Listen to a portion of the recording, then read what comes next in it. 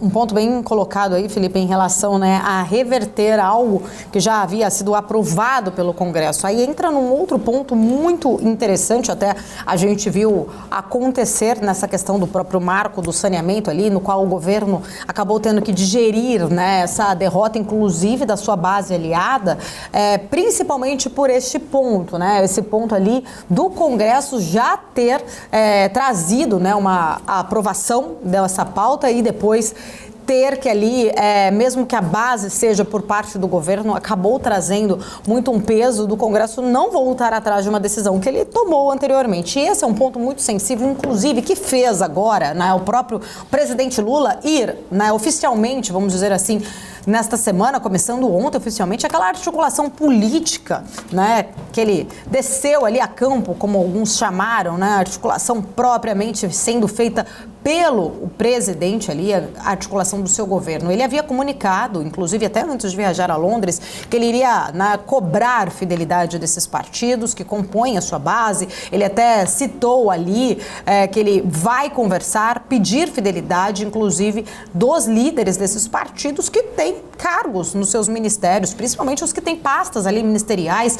A prova disso foi justamente o que a gente viu na votação importante que o governo acabou ali sinalizando como uma grande derrota, né, desde que acabou sofrendo essa situação lá no Congresso. O Lula, então, resolveu fazer a articulação política com os líderes dos partidos, o que, de fato, teria começado ontem, aí, 5 meses já, né, deste mandato, início desse mandato. Agora, Felipe, o que eu vi muitos analistas políticos comentarem, um ponto muito interessante, é que o governo Lula, o governo, né, do PT, ele está muito acostumado com o que acontecia no passado, tanto no governo Lula 1 e 2, que é fazer o governo de coalizão, né, as negociações serem feitas.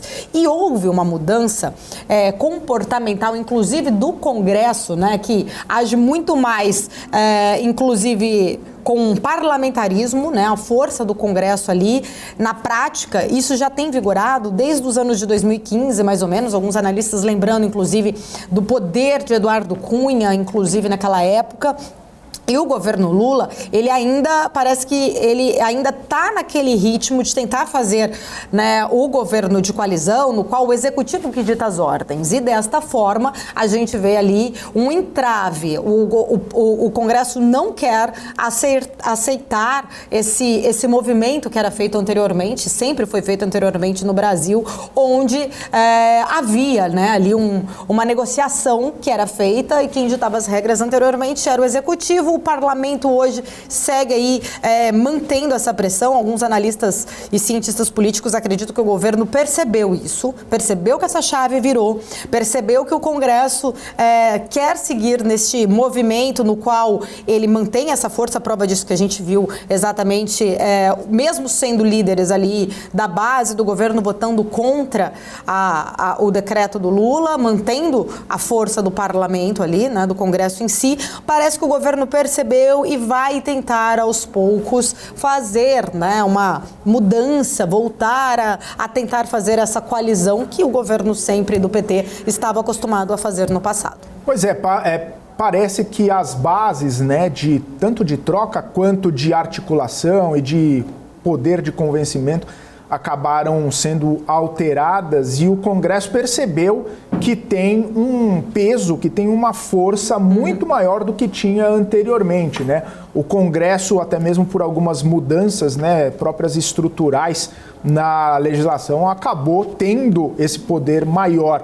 E os presidentes, né, perceberam que não podem bater tão de frente assim com o Congresso e tem que haver um governo de coalizão, tem que haver uma relação republicana, né, e até mesmo democrática, mas sem agressão, sem tensão com as instituições. Inclusive, Paula, sobre isso é interessante que, na visão de alguns analistas políticos, o governo Lula acabou se equivocando em tentar passar aquela mudança, reversão no decreto, né? A reversão da questão do saneamento, do marco do saneamento, antes do arcabouço fiscal e antes da reforma tributária.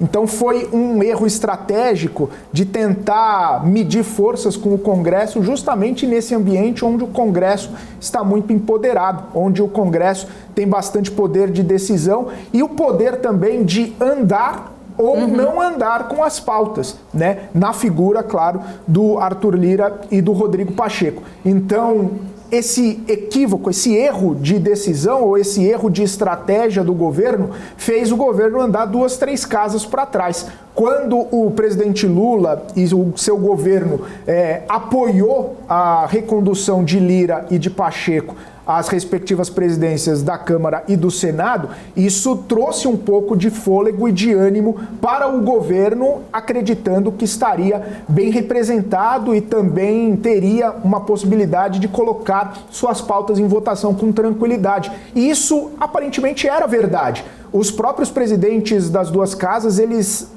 colocavam, né, ali a possibilidade de uma aprovação rápida, de uma aprovação tranquila do arcabouço fiscal e da reforma tributária. Mas esse desvio de rota por parte do governo com a apresentação do decreto sobre o marco do saneamento acabou arrefecendo ou pelo menos distanciando um pouco. Aí que entrou a figura do ministro das Relações Institucionais, Alexandre Padilha, que tentou fazer uma articulação que não foi para frente, e aí o presidente Lula tendo que tomar as rédeas da situação, tendo que colocar, né, toda essa situação nas suas mãos. O próprio presidente Lula tendo que assumir essa articulação, assumir novamente as rédeas da articulação. A gente sabe, né, que o presidente Lula, ele é um grande articulador, ele é uma figura política bastante carismática e que, quando coloca para